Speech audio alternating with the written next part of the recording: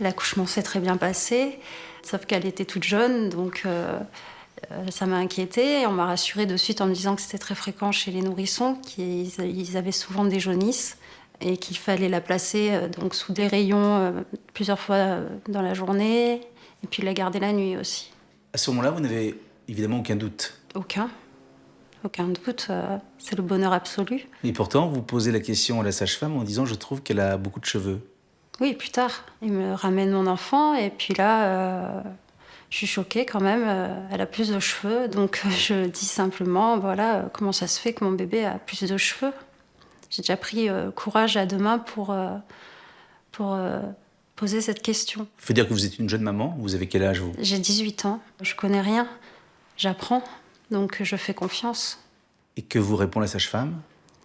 Que c'est les rayons des lampes qui ont fait pousser les cheveux.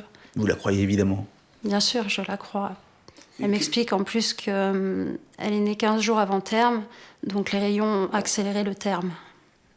Je ne remets pas en question la parole de professionnel. Vous êtes entrée chez vous avec votre couffin, votre bébé, et évidemment, c'était votre fille. Bien sûr, évidemment. Il a poussé, il a eu de plus en plus de cheveux, un peu crépus. On vous disait très souvent qu'elle avait un très beau teint doré. C'est vrai que vers l'âge d'1 an, elle a commencé à être un petit peu plus typée. Mais bon, mes origines espagnoles, des personnes frisées ou mates dans ma famille... On vous disait qu'elle vous ressemblait? Bien sûr. Sauf que le père que vous avez très vite quitté a eu, lui, très vite un doute.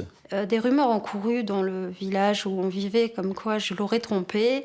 Et Parce que votre fille ne vous ressemblait pas, c'est ça? Voilà, c'est ça, ne lui ressemblait pas. Et je cherchais à lui faire assumer l'enfant d'un autre, en fait. J'ai été accusée de ces horreurs. On l'appelait la fille du facteur. Oui. Et elle en a d'ailleurs souffert à l'école. Oui, bien sûr, elle ne comprenait pas pourquoi on pouvait être aussi méchant.